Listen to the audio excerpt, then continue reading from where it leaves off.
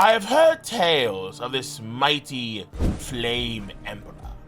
Someone who piques my interest, considering how my armada is lacking in quality soldiers. This Flame Emperor may be a substantial addition to my forces. He is someone in that insanely preposterous world, a world full of creatures and monsters, the size of buildings, running around freely, a world that I will soon conquer. But the Flame Emperor is an asset I must look into, and will analyze the true power level of this flaming champion. Ladies and gentlemen, boys and girls, what is up, what is good? Listen, I'm a Sabo fanboy, and if you are too, then let me know in the box below. And give your boy a thumbs up, subscribe to the channel, and click on that bell to join the notification squad, because this one is for us. If you don't know, Oda did a 10-question Q&A where he talks about various things about the story, and I did a full video breakdown of that over here. Boom, check it out. And among the Q&A, the Sabo section did pique my interest. So I'm gonna say a few things that you might think are a bit preposterous, a little bit too over the top. Over the top! Maybe, but hear me out. Because I think that what Oda could be saying here loosely is signs of a potential Mera Mera no Mi Logia Devil Fruit awakening for Sabo. And you may think it's crazy, but if you're a Sabo fan, you're gonna love this. You're going to love this. Trust me. Now the question, courtesy of one author of the Library of Ohara. Since Sabo has inherited the Mera Mera no Mi, the Flame Fruit, he seems to have been able to use its abilities to the fullest. Did he undergo any training to be able to master the use of the Mera Mera no Mi?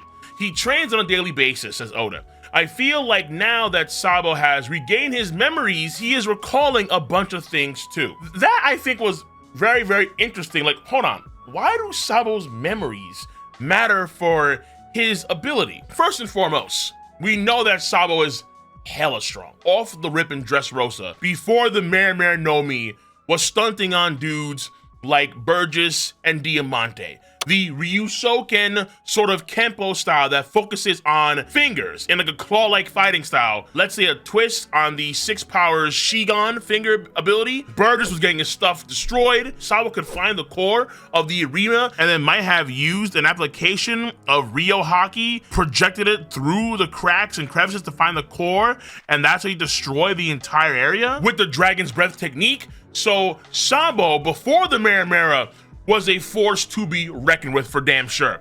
And his bounty, I've been saying for a long time, I think is very, very, very low. And I'll get to his bounty soon enough, I will. But I'm of the mindset that Sabo was stronger than Ace when we saw Sabo fight in Dressrosa. That's my personal opinion on that one. I understand that Marine 4, Ace wasn't at his best. After all, he was imprisoned and impelled down for a period of time. And before that fought against Blackbeard, yeah, I get all that. But I still feel like Sabo was either just as good or stronger than Ace come around the time we see him in Dressrosa. Now, when we see him next after Dressrosa is right after in chapter 803, when he's trained with the Mera Mera no Mi before Burgess calls in Mr. All Day, Every Day, 24/7, 365, Team Blackbeard. But these were clear signs that Sabo showed his powers and making gains with his Mera Mera no Mi ability. And then we see the fruits of that labor with the attacks on the Elders and the Emu with that Rook check move. So Sabo is studly. He is definitely studly. I think that Sabo is going to awaken his powers, and I think the reason why comes in a roundabout way through what Oda said in this Q&A. When you reread the post-Marine Fort arc ASL flashback, in chapter 585, it's actually shown to us that Sabo and Ace, in terms of, let's say, their daily fights, they can't compete. Where Luffy, he loses almost every fight, right? But Sabo and Ace are comparable, where Sabo, he did beat Ace 24 times in a fight, but Ace beat Sabo 26 times. Sabo was training regularly with Ace and Luffy, and he was just as good as Ace when he was a kid. So all the adventures, all the experiences, even that some of the garb that Sabo had to go through along with Luffy and Ace, a lot of those things we do see in that same chapter, 585, Sabo is regaining his information because his memories are back. And this is a very important detail, I think, when it comes to awakening your powers. Kaido's words. Even though Kaido himself wasn't awakened, and a lot of folks debate to this day if he was or was not, listen, I won't get to that now. I've done videos in the past dive into that whole thing. But just because he himself was not awakened doesn't mean that his insight on awakening is incorrect. And it is one of the best insights in the story so far on how someone does awaken their devil fruit abilities. Kaido says specifically that awakening is what happens when your mind and body catch up to your powers, right? So like I mentioned before, in my mind, Sabo is someone that's stronger than Ace when we first see him in Dressrosa. And he's had a history of training at a very young age. Sabo you've seen train in montages with Hack and with Kuma in the past when he was a kid. So Sabo's been honing his skills constantly over and over again. So his body and physique are not a problem. They are not a problem. When he's shutting down Burgess, who is known for his raw physicality with his own moves, with his own martial arts finger thing, but the biggest concern with Sabo would probably be the amnesia, what he had before, his mind. If he had gotten the flame fruit and never had his memories returned to him, there's a good chance, I would argue, that he probably would not have been able to awaken his powers in this hypothetical scenario. He could still be phenomenal, he could still be Studley, but the probability of awakening his powers drops considerably. After all, how could his mind catch up to his powers when his mind is crippled in some way? But now that he got his memories back, and now that he's recalling what happened before he was shot by the Celestial Dragon in the ASL flashback, that time with Ace and Luffy, what he's learned in the jungle, what he's learned from Garp and Dodon and so on, missing important and emotional events in his past, coming back to him, now his mind is whole. And because his mind is whole, Sabo can now reach a deeper understanding, cohesion with his powers, particularly because Ace had the powers before he did. That's why when he took out Burgess, he does notify to Ace. Like, Ace here wouldn't forgive you. That connection with Ace through his memories, and in some sense, Ace being alive in his mind, because it kind of harkens back to the Dr. Healuk thing in Drum Island, where when is a man dead? When he's forgotten. Well, Sabo forgot. So in his mind, Ace was like, who's Ace? I don't really care. But he got it back, and now that's gonna be quintessential, I think, for his powers growth. So I've said before that creativity is, I think, a core component of being able to have your mind catch up to your powers, yes.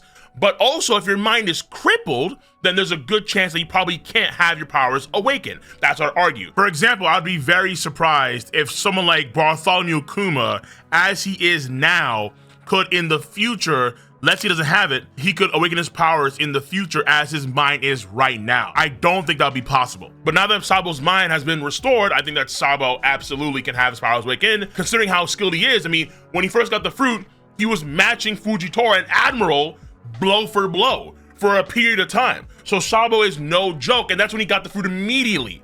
After some time, with that Ace connection and his own unique martial arts style, yeah, I'm telling you right now, the flaming Dragon Emperor is going to be radical.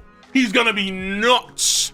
And I feel that it's gonna be so damn nuts that no matter what happens in the story, come the end of it all, wherever Dragon's at, Sabo's going to be a hair higher. Yeah. So wherever you have Dragon on your radar, whether Dragon is in your top 10, top 5, top 15, whatever, wherever his bounty's gonna be, 4 points on billion, 5 points on billion, whatever, doesn't matter.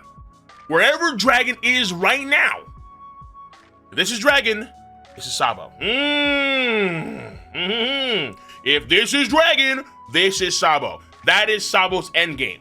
Because I think that it's clear, after the 8 Kingdom Revolt, a lot of folks are viewing Sabo, they're following Sabo's lead more so than Dragon's lead. And Sabo has already engaged in activity with the Elders and Emu, plus recall Eva's words, where the Holy Knights are going to be targeting Sabo first and foremost. And based on Garling, the Holy Knights are no joke. And even though this was decades ago, based on the Kuma flashback, that snippet of God Valley, a lot of those guys were confident to fight against both the Roger and the Rocks pirate crews. The God Knights, they ain't no joke.